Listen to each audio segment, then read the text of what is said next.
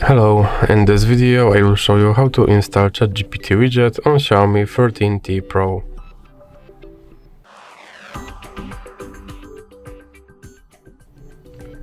So you have to start with opening your Google Play Store.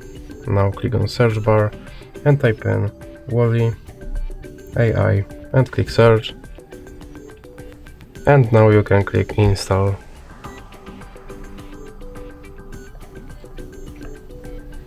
And here you can click open. And now you can skip this introduction.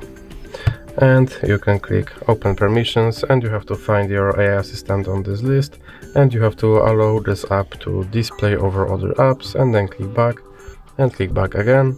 And now you can click start, and as you can see, here is your Chat GPT widget, and you can open him and tell him to do something.